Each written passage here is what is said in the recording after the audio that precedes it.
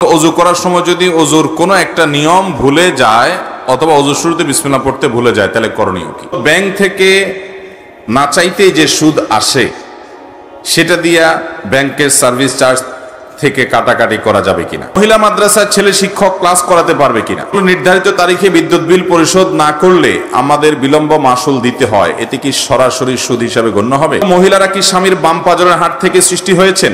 অজু করে কি কাপড় বদলালে অজুর কোনো সমস্যা হবে? অজু করার পরে আপনি কাপড় চেঞ্জ করছেন, লুঙ্গি চেঞ্জ করছেন, পাজামা প্যান্ট চেঞ্জ করছেন, কোনো অসুবিধা নেই। এতে যদি সতর খোলাও হয়ে যায় তার কারণে অজু ভঙ্গ হবে না, কারণ সতর উন্মুক্ত করা এটা অজু ভঙ্গের কারণের মধ্য থেকে একটা না, বিধায় এটা অজু ভঙ্গের কারণ হবে না। আমরা অনেক সময় মনে করি অজু করার পর হাঁটুর উপরে কাপড় উঠে গেলে অজু ভেঙে যাবে, এটা আমাদের ভুল ধারণা।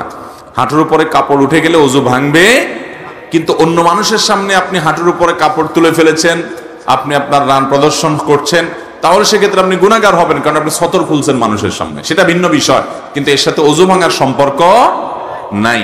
আমরা আরব দেশে অনেকে প্রবাসীরা যারা আছেন তারা দেখেন অনেক আরাবিয়ানরা উজু করে এমন ভাবে রান টান সব দেখা যায়।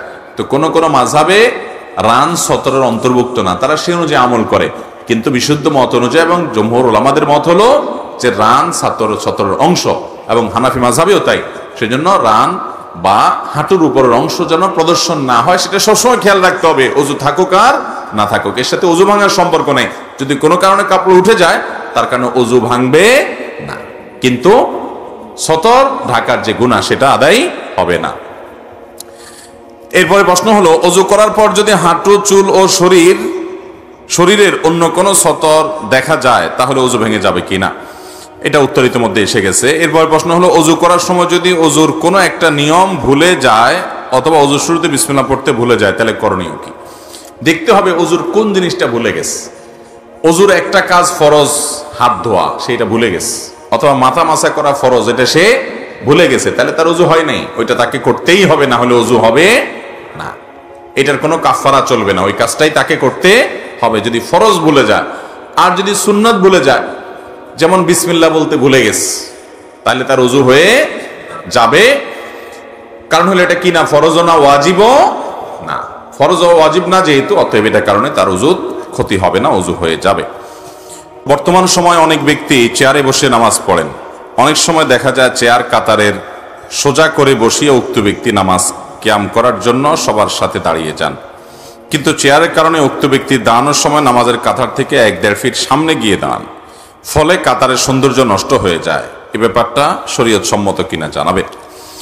আমরা যারা চেয়ারে বসা ছাড়া সালাত আদায় করতে পারি না, অনেক লোক আছেন দাঁড়াতে পারেন, বসতে পারেন চেয়ারে, কিন্তু রুকু বা সিজদা করার জন্য পিঠ বা কোমর ভাঙতে পারেন না, এত অসুস্থ।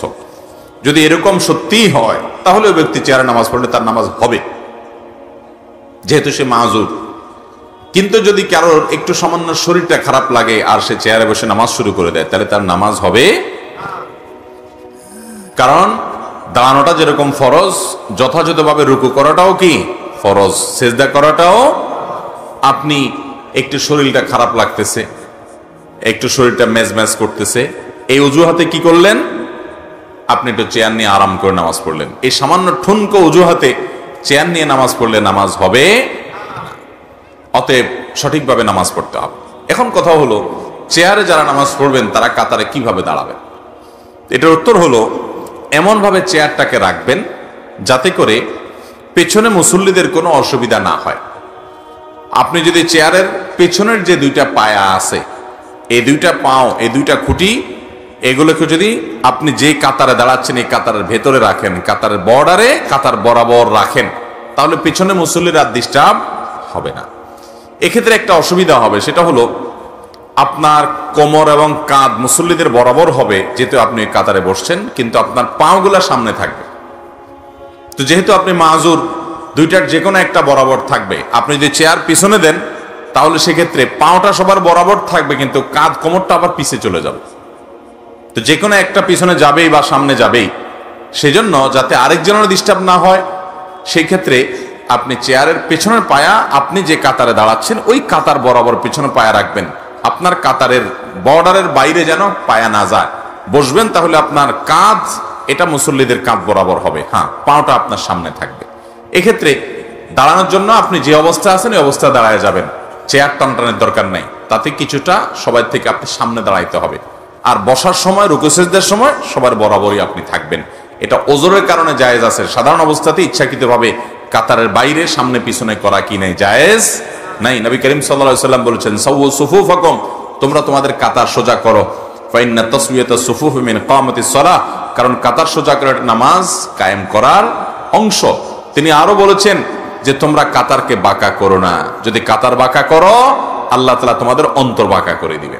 এই জন্য কাতার সোজা করাটা জরুরি একটা কাজ। আল্লাহ আমাদেরকে আমাদের তৌফিক দান করেন। এরপরে প্রশ্ন হলো, ব্যাংক থেকে না চাইতেই যে সুদ আসে সেটা দিয়া ব্যাংকের সার্ভিস চার্জ থেকে কাটাকাটি করা যাবে কিনা? সুদি ব্যাংকে কেউ লেনদেন করা, ইসলামী ব্যাংকিং এর ব্যবস্থা থাকা সত্ত্বেও সুদি ব্যাংকিং এর সাথে জড়িত হওয়া জায়েজ নাই। হ্যাঁ, কারোর বিশেষ কারণে প্রয়োজন হয়েছে, নিরুপায় বাধ্য হয়েছে বা আগে থেকে আছে, এখন সে ক্লোজ করে আসতে সময় লাগবে বা বিশেষ মাসলাহাতের কারণে তার জন্য জরুরি, সে নিরুপায়, তাহলে সে সুদের কারবার করছে, সুদের কারবার করছে না, সুদের ব্যাংকে লেনদেন করছে, টাকা রাখছে উঠাচ্ছে।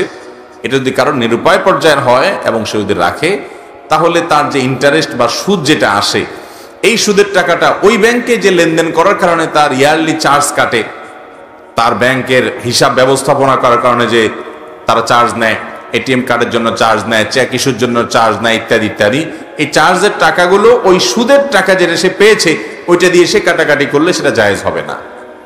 কারণ চার্জ যেটা ব্যাংক নিচ্ছে ওইটা ব্যাংকের ন্যায্য অধিকার, আপনাকে সার্ভিস দিচ্ছে তার জন্য সে চার্জ নিচ্ছে। আপনি যদি সুদের টাকা দিয়ে দেন তাহলে সুদের টাকাটা আপনি নিজে ভোগ করলেন, আপনার একটা কাজে আপনি খরচ করলেন, এটা জায়েজ নাই।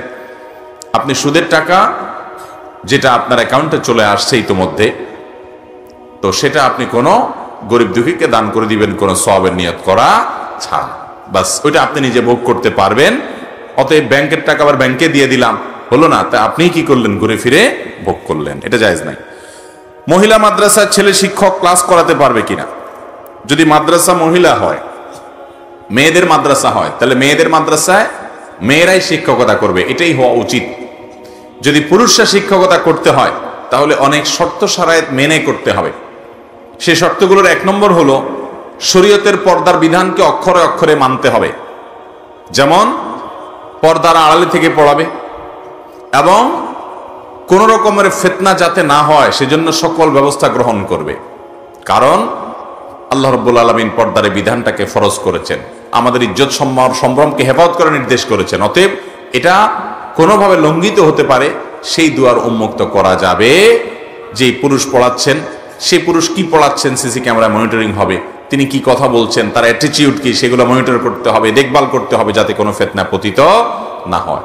এরকম শর্ত সাপেক্ষে ছেলেরা মেয়েদেরকে পড়ালেটা জায়েজ আছে, কিন্তু মহিলাদের জন্য মহিলা শিক্ষক যদি পাওয়া যায় সেটাই অগ্রাধিকার দিতে হবে। এরপরে প্রশ্ন হলো, নির্ধারিত তারিখে বিদ্যুৎ বিল পরিশোধ না করলে আমাদের বিলম্ব মাসুল দিতে হয়, এতে কি সরাসরি সুদ হিসাবে গণ্য হবে?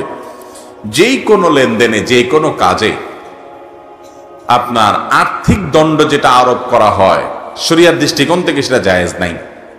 সেটা বিদ্যুৎ বিল বলেন, পানির বিল বলেন, বা অনেক সময় স্কুল কলেজে দেখা যায় ছেলে মেয়ে ফাঁকি দিয়েছে, একদিন যায় নাই বা দেরি করে গেছে, তো তার জন্য জরিমানা আরোপ করা হয়, এত টাকা জরিমানা, এটা জায়েজ নাই শরীয়তে। আর্থিক দণ্ড আরোপ করা এভাবে এ ধরনের ক্ষেত্রে জায়েজ নাই। বলে তাহলে কি করবে? তার বিকল্প ব্যবস্থা করা যেতে পারে, যেমন কথার কথা তুমি 2 দিন কামাই দিলে তোমার ভর্তি বাতিল, তাহলে ওই যেটা আর্থিক জরিমানা করা হতো ওইটাকে ভর্তি রিনিউর জন্য ফি হিসাবে দিবে, ওইটা জায়েজ হতে পারে। এখন কথা হলো বিদ্যুৎ বিল বা অন্যান্য বিল এগুলো দিতে দেরি করলে তো আমাদের অটোমেটিক অতিরিক্ত চার্জ চলে আসে, জরিমানা চলে আসে, এটা না দিলে তো আমার লাইন পাবো না। তাহলে তো আপনি নিরুপায়, চেষ্টা করবেন সবসময় টাইমলি দিয়ে দেওয়ার, যাতে করে আপনার জরিমানা গুনতে না হয়, ইমানদার হিসাবে যাতে করে ওই গুনাহে লিপ্ত হতে না হয় বা গুনাহের পথ তৈরি না হয়, সেজন্য আপনি চেষ্টা করবেন। কখনো ভুলে গেছেন বা বিশেষ কারণে দেরি হয়ে গেল, তাহলে সেক্ষেত্রে আপনি যদি দেন আপনার গুনাহ হবে না, যেহেতু আপনার হাতে না, আপনি নিরুপায়, আপনাকে বাধ্য করা হচ্ছে এই আর্থিক দণ্ড দেওয়ার জন্য, যেটা আপনার জন্য গুনাহ হবে না। কিন্তু আর্থিক জরিমানা নেওয়া এটা এমনিতে কি না, জায়েজ নাই।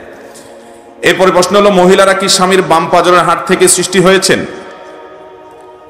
মহিলারা বাম পাজরের হাড় থেকে সৃষ্টি হয়েছেন কিনা এ সম্পর্কে একটা হাদিস জানতে পারি। নবী করিম সাল্লাল্লাহু আলাইহি সাল্লাম বলেছেন, তোমরা নারীদের সাথে বসবাস করার ক্ষেত্রে স্বামী তার স্ত্রীর সাথে বসবাস করার ক্ষেত্রে সুন্দরভাবে বসবাস করবে।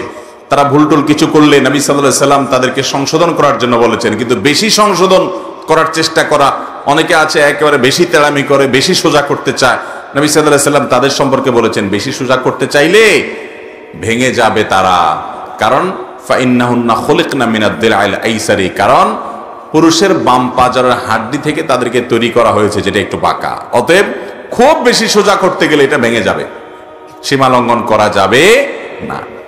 আল্লাহ বলেছেন, ওয়া আশিরুহুন্না বিল মারুফ, তোমরা নারীদের সাথে স্ত্রীদের সাথে বসবাস করবে সুন্দরভাবে, ভুল হলে সংশোধন করবে, কিন্তু বেশি তেড়ামি গোড়ামি করতে যাবে না, বেশি টাইট দিতে যাবে না। এই হাদিস থেকে স্পষ্টত বোঝা যায় যে মেয়েরা বাম পাজরের হাড় থেকে তৈরি হয়েছে। কিন্তু এর মানে কি? অনেকে মনে করেন এর মানে প্রত্যেক স্বামীর বাম পাজরের হাড় থেকে তার স্ত্রী তৈরি হয়েছে। এটা ভুল কথা, এটা সঠিক না। কারণ প্রথমত অনেক মহিলা আছে যাদের বিয়েই হয় নাই, তাহলে সে কোত্থেকে তৈরি হয়েছে? হতে পারে কি পারে না? অনেক মেয়ে আছে বিয়ে হয় না, দুনিয়া থেকে চলে গেছে, তাহলে এই মহিলা তৈরি হলো কোত্থেকে? তাহলে বাম পাজরের হাড় থেকে তৈরি হওয়ার কথাটা হাদিসে কোত্থেকে আসলো? এটার উত্তর হলো, আল্লাহ তাআলা প্রথম মানুষ তৈরি করেছেন আদম আলাইহিস সালামকে। তাকে কোত্থেকে তৈরি করেছেন? মাটি থেকে তৈরি করেছেন। মাটি থেকে তৈরি করার পর আদম আলাইহিস সালামের বাম পাজরের হাড় থেকে মা হাওয়াকে তৈরি করেছেন। তাহলে প্রথম নারী যিনি, তিনি তার স্বামীর বাম পাজরের হাড় থেকে তৈরি হয়েছেন। পৃথিবীর এরপরে সব মহিলারা স্বামীর বাম পাজরের হাড় থেকে তৈরি হয়েছে, ব্যাপারটা এরকম না। বিদায় ভুল ধারণা আমাদের ভাঙতে হবে।